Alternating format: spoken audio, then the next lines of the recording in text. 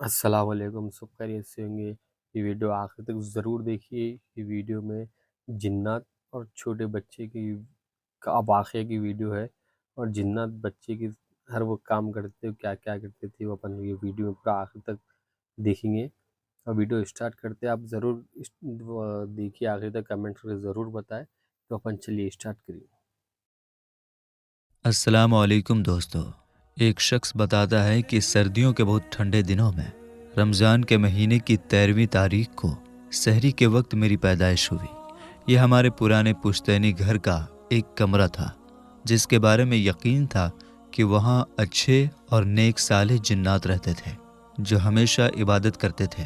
ہوش سنبھالنے سے پہلے مجھے اتنا یاد ہے کہ کچھ پردے میں رہنے والی عورتیں اور اچھے بزرگ مجھے پیار سے بہلاتے، میرے ساتھ کھیلتے اور مجھے میٹھی اور سوادشٹ چیزیں کھلاتے تھے۔ کئی بار میری ماں حیران ہو جاتی کہ میں دودھ کیوں نہیں پی رہا، کیونکہ میرا پیٹ پہلے سے بھرا ہوتا تھا۔ میری ماں بتاتی تھی کہ کئی بار ایسا ہوا کہ وہ مجھے جھولے میں سلا کر گئیں اور جب واپس آئیں تو جھولا خالی ملا۔ بہت پریشان ہو گئیں اور گھنٹوں رو رو کر مجھے ڈھونڈتی رہیں۔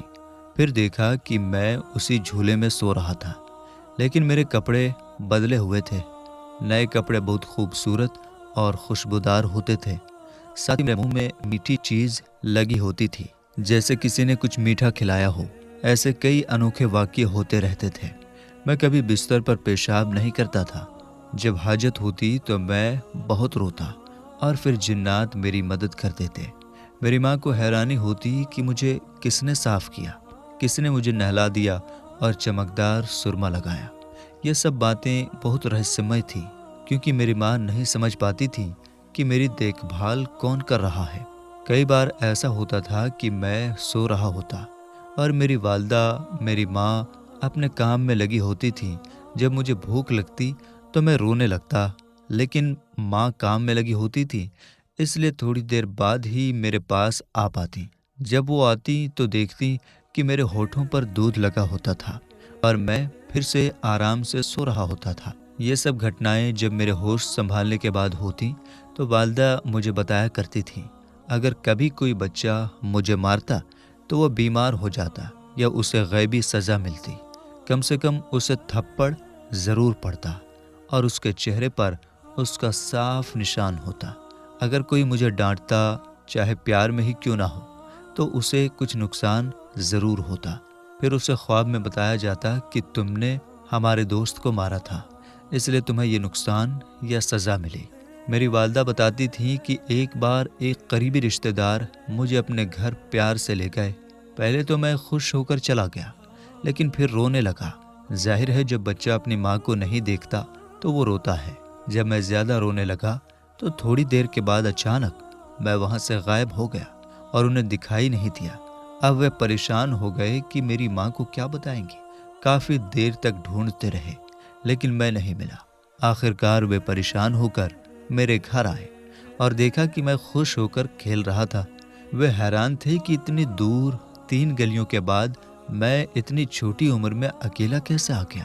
چونکہ والدہ کو پہلے سے خواب میں اور اصل زندگی میں وہ صالح جن، جنہیں میں حاجی صاحب کہتا تھا، بتا چکے تھے کہ وہ مجھ سے پیار کرتے ہیں اور میری دیکھ بھال کرتے ہیں، اس لیے والدہ نے ترنت سمجھ لیا اور کچھ نہیں کہا۔ میں اپنے بچپن کی اور بھی کئی باتیں آگے بتاتا رہوں گا جو میں نے والدہ مرحومہ سے سنی اور بعد میں خود میں نے محسوس کی، اور آج تک یہ چیزیں میرے ساتھ ہوتی رہتی ہیں۔ میں جب 8ویں کلاس میں تھا، ایک رات حاجی صاحب آئے اور مجھے پیار سے جگایا۔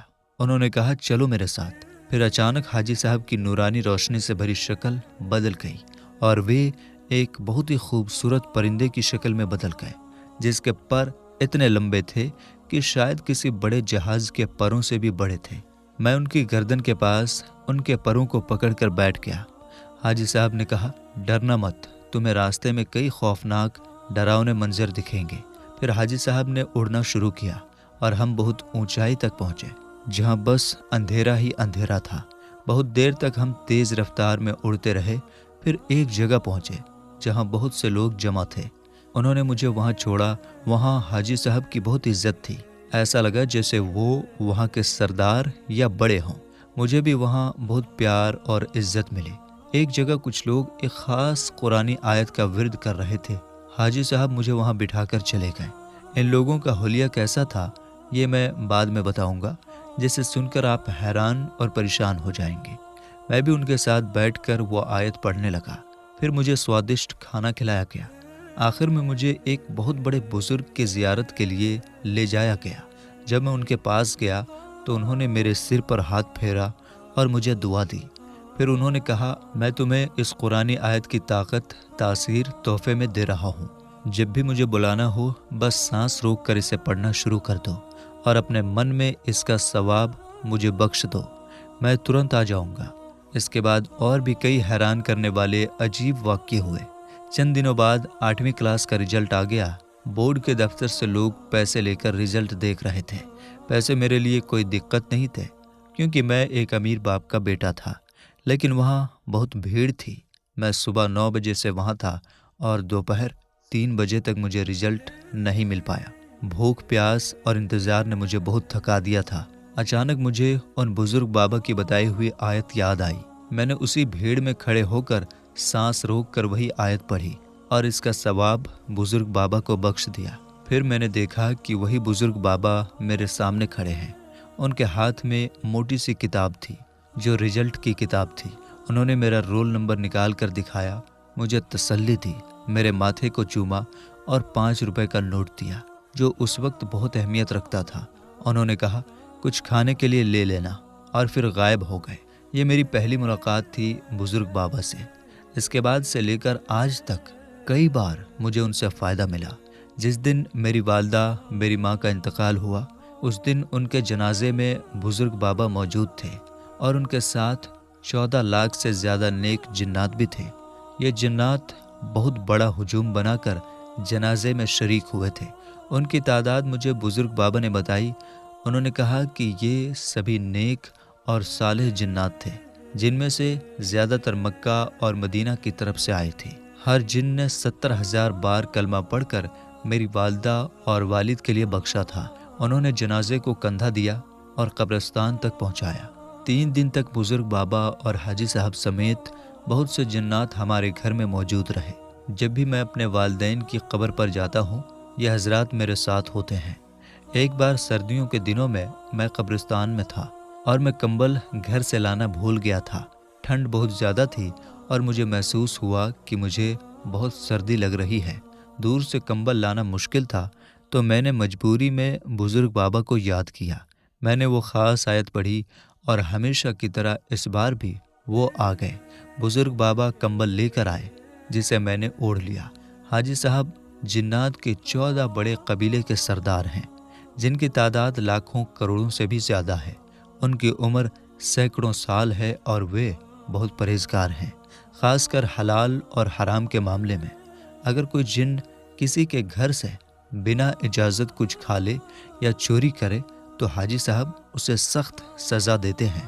ایک بار میں حاجی صاحب کے پوتے کے نکاح کے سلسلے میں قراقرم کی اونچی پہاڑیوں پر تھا۔ وہاں لاکھوں جنات اکٹھے ہوئے تھے اور نکاح سنت کے مطابق ہو رہا تھا۔ اس وقت لڑکے کی عمر 150 سال تھی اور وہ ابھی جوان ہی ہوا تھا۔ نکاح کے دوران ایک جن نے سونے کا بھاری سیٹ تحفے کے طور پر دیا۔ حاجی صاحب نے دیکھا اور چونک گئے۔ انہوں نے اس جن سے پوچھا، یہ کہاں سے لائے ہو؟ پہلے وہ چپ رہا، پھر مانا کہ اس نے اسے میسور انڈیا کے ایک ہندو سیٹھ کی تجوری سے چرایا تھا۔ وہ اس لیے چرا کر لے گیا تھا کیونکہ وہ خالی ہاتھ نہیں جانا چاہتا تھا۔ حاجی صاحب نے میری طرف دیکھا جیسے مجھ سے پوچھ رہے ہوں کہ کیا کرنا چاہیے۔ پھر بزرگ بابا کی طرف دیکھا لیکن وہ ہمیشہ کی طرح خاموش رہے۔ ان کی عادت تھی کہ جب میں موجود ہوتا تو وہ کچھ نہیں کہتے تھے کیونکہ وہ مجھ سے بہت محبت رکھتے تھے۔ میں نے حاجی صاحب سے کہا کہ آپ نے ہمیشہ حلال کا خیال رکھا ہے اور اب بھی یہی کرنا چاہیے۔ پھر مجھے عبدالسلام کا ایک پرانا واقعہ یاد آیا۔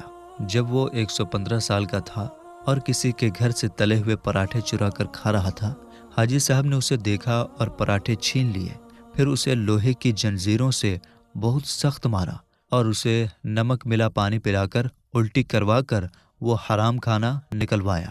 جب میں نے یہ گھٹنا بیان کی تو حاجی صاحب نے سر ہلایا اور مانا کہ واقعی ایسا ہوا تھا۔ عبدالسلام کا سر جھک گیا۔ میں نے آگے بتایا کہ چاہے وہ ہندو ہو یا مسلمان، جس کا بھی ادھیکار ہے اسے واپس ملنا چاہیے۔ یہ بزرگ مسلمان جن ہیں، انہیں سزا مت دو بلکہ معاف کر دو۔ میں نے اپنے 2 پہرے دار جنوں کو ان کے ساتھ بھیج دیا کہ جہاں سے انہوں نے چرایا تھا وہیں جا کر واپس رکھ دیں۔ یہ پہرے دار دیکھیں گے کہ انہوں نے صحیح جگہ واپس رکھا ہے یا نہیں۔ جب میں نے اپنی بات ختم کی تو میں نے حاجی صاحب کے چہرے کی اور دیکھا۔ ان کے نورانی چہرے پر بہت زیادہ غصہ تھا۔ میرے سالوں کے ایکسپیرینس سے پتا ہے کہ جب ان کے چہرے پر غصہ ہوتا ہے تو بہت پسینہ آتا ہے۔ اب تو اتنا پسینہ آیا کہ ان کی داڑھی سے ٹپک کر نیچے گر گیا تھا۔ غصے سے کانپتی آواز میں بولے، یہ تب چھوٹا تھا جب میں نے اس کی تربیت کی، اب اس کی عمر 1600 سال سے بھی زیادہ ہو گئی ہے، لیکن اس نے ایسا کیوں کیا؟ آپ چونکہ میرے مرشد کے خلیفہ ہیں اور میرے مرشد نے اپنی وفات کے وقت ہمیں آپ کے حوالے کیا تھا، اس لیے اجازت دیں کہ اسے سزا ملنی چاہیے اور اسے قید کرنے کا حکم ملنا چاہیے۔ جب میں نے دیکھا کہ حاجی صاحب بہت زیادہ غصے میں ہیں تو مجھے لگا کہ اگر میں قید کا حکم نہ مانوں تو حاجی صاحب مان تو جائیں گے، لیکن ایک جن کی قید کروڑوں جنات کے لیے ایک بڑی نصیحت بنے گی۔ اس لیے میں نے کہا، حاجی صاحب جیسے آپ کا حکم ہو میں آپ کے ساتھ ہوں۔ میں نے ترنت اپنے محافظ پہرے دار جنات کو حکم دیا، انہوں نے اس شخص کو جنزیروں میں باندھ کر حیدرآباد سندھ کے متلی قبرستان کی بڑی جیل میں پہنچا دیا۔ اس واقعے کے بعد عبدالسلام جن کی شادی کی رسم چل رہی تھی کافی اداس ہو گئے، لیکن ایک بزرگ بابا نے حدیث اور تفسیر سنا کر محفل کو پھر سے جوش دلا دیا۔ انہوں نے کہا، اگر ہم نے انصاف کا دامن چھوڑ دیا تو پھر انصاف کہاں سے آئے گا؟ میں نے نکاح کا خطبہ پڑھا اور دونوں پکشوں نے قبول کیا۔ چاروں طرف سے مبارکباد کی آوازیں آنے لگی۔ دولہے کو پھولوں کے ہار پہنائے گئے، پہلے سے تیار کیے گئے 700 من چھہارے سب لوگوں میں بانٹے گئے۔ رات زیادہ ہو چکی تھی اور وہاں بہت سردی تھی، حالانکہ باقی لوگوں کو سردی محسوس نہیں ہو رہی تھی۔ مجھے بہت ٹھنڈ لگ رہی تھی، بھلے ہی میں نے اچھے اور گرم کپڑے پہن رکھے تھے۔ تھوڑی دیر میں میرے لیے ایک خاص سوٹ لایا گیا۔ حاجی صاحب نے کہا، حضرت یہ سوٹ میری بیوی نے آپ کے لیے خاص طور پر تیار کیا ہے۔ یہاں کراگر کی چوٹیوں میں ایک پرندہ ہوتا ہے جو حلال ہے اور اتنا تیز ہوتا ہے کہ شاہین باز بھی اپنی پوری زندگی میں صرف ایک بار اسے قدرتی طور پر شکار کر سکتا ہے، کیونکہ جب سورج گرہن ہوتا ہے تو اس وقت اس پرندے کی آنکھیں تھوڑی دیر کے لیے بند ہو جاتی ہیں اور یہ اڑ نہیں سکتا۔ تب یہ چھپ کر بیٹھ جاتا ہے۔ اگر اس کی موت کا وقت آ گیا ہو اور باز کی نظر اس پر پڑ جائے تو پھر اس کا شکار ممکن ہو سکتا ہے۔ اس پرندے کی خوراک سونے اور جواہرات، قیمتی پتھروں کے چھوٹے چھوٹے ذرات ہوتے ہیں، اور یہ وہی پرندہ ہے جس کا سوپ بنایا گیا ہے۔ ایک گھونٹ پیتے ہی آپ کی سردی ترنت ختم ہو جائے گی، اور اگر دوسرا گھونٹ پی لیا تو آپ کو کبھی سردی نہیں لگے گی، یہاں تک کہ آپ کے علاقے کی سخت سردی میں بھی آپ کو گرمی محسوس ہوگی، اور ٹھنڈ کے موسم میں آپ کھلے آنگن یا چھت پر سو سکیں گے۔ گرمی میں پھر کیسا محسوس کریں گے سوچئے۔ میں نے بس ایک ہی گھونٹ پیا اور واقعی دوسری گھونٹ کی ضرورت ہی نہیں پڑی۔ جہاں پہلے مجھے گرم کپڑوں میں بھی سردی لگ رہی تھی، اب گرمی محسوس ہونے لگی۔ پھر بزرگ بابا نے مجھے جنات کے ایک بہت بوڑھے باورچی سے ملوایا۔ وہ بہت ہی بوڑھے تھے، صدیوں سے زندہ تھے۔ ان کی آنکھوں کی بھویں اتنی نیچے لٹک گئی تھی کہ انہوں نے اپنی آنکھوں کو ڈھک لیا تھا، اور وہ اب آنکھیں کھولتے نہیں تھے۔ اب وہ خود کھانا نہیں پکاتے تھے بلکہ کھانا پکانے کی نگرانی کرتے تھے۔ حاجی صاحب نے بتایا کہ یہ وہی بزرگ ہیں جنہوں نے بڑے بڑے اولیاء کرام کے دسترخوانوں کی خدمت کی ہے۔ اس بوڑھے باورچی جن کے جسم پر بڑے بڑے بال تھے، انہوں نے ہلکے پیلے رنگ کا موٹے کپڑے کا پرانا کرتا پہنا ہوا تھا۔ میں نے ان سے پوچھا کہ تمام اولیاء کا پسندیدہ کھانا کیا تھا۔ انہوں نے کہا کہ ہر درویش کا اپنا الگ پسند ہوتا تھا۔ پھر انہوں نے ایک ولی اللہ کا واقعہ سنایا۔ انہوں نے مجھے بتایا کہ ایک بار انہوں نے سورہ رحمان کی آیت فَبِأَيِّ آلَاءِ رَبِّكُمَا تُكَذِّبَانِ پڑھنے کا طریقہ بتایا، اور میں نے بھی اسے آزمایا۔ جس طرح باورچی جن کو فائدہ ہوا تھا، مجھے بھی کئی بار فائدہ ہوا۔ انہوں نے یہ عمل مجھے دے دیا تاکہ جب بھی مجھے کچھ کھانے کی ضرورت پڑے، یا لمبا سفر جلدی ختم کرنا ہو، یا میں اپنے بستر پر لیٹے لیٹے دنیا کے کسی شہر کی سیر کرنا چاہوں، یا کسی درویش سے ملاقات ہو جو دنیا سے رخصت ہو چکے ہوں اور ان سے علم حاصل کرنا چاہوں تو اس خاص طریقے سے یہ آیت پڑھوں اور اسی وقت نظارے دیکھوں۔ باورچی جن نے کہا کہ یہ عمل انہیں کئی سالوں کی خدمت کے بعد ملا تھا۔ انہیں ماس کی دال، کالی مرچ اور بکری کے گوشت میں پکا کھانا بہت پسند تھا۔ میں نے پوچھا کہ اپنی زندگی کا کوئی ایسا واقعہ سنائیں جو آپ کبھی نہ بھول سکیں۔ انہوں نے کہا کہ ایسے کئی واقعے ہیں، لیکن کچھ خاص واقعے سناتا ہوں۔ انہوں نے بتایا کہ نیک، صالح اور متقی جنات کا اس گھر میں رہنا ہوتا ہے جہاں گھر والے نیکی، قرآن پڑھنا، نماز، ذکر، صدقات اور نیک لوگوں کو بلانے جیسی چیزیں کرتے ہیں۔ ایسے گھروں میں جنات مدد کرتے ہیں، ہر کام میں ہاتھ بٹاتے ہیں اور دشمنوں کے وار سے ان کی حفاظت کرتے ہیں۔ اگر جادو ہو تو اسے بھی ختم کرتے ہیں اور گھر والوں کو اس کی خبر بھی دیتے ہیں۔ کئی بار شرارتی جنات بچوں کو دھکا دے دیتے ہیں جسے لوگ غلطی سے گرنا یا چوٹ لگنا سمجھتے ہیں۔ ایسے میں ہم ان بچوں کی حفاظت کرتے ہیں۔ باورچی جن نے اپنی لٹکی ہوئی بھووں کو پکڑ کر رکھا تھا، انہیں چھوڑ کر وہ پتھر کا سہارا لے کر آرام سے بیٹھے اور بولے کہ کیونکہ ان کا زیادہ تر وقت شہروں، درویشوں کی خانقاہوں اور آستانوں پر گزرتا ہے، انہیں صدلی کے ایک مشہور درویش کی خدمت کا موقع ملا۔ میں ان کا نام نہیں بتا رہا، لیکن وہ درویش بڑے تقویٰ اور استغنا والے تھے۔ ان میں کسی بھی طرح کا لالچ نہیں تھا۔ ہم جنات ان کی ہر طرح سے مدد کرتے تھے۔ انہوں نے آخر میں دعا کی کہ اللہ ہمیں نیک اور سچے لوگوں کی زندگی سے سبق لینے والا بنائے، آمین۔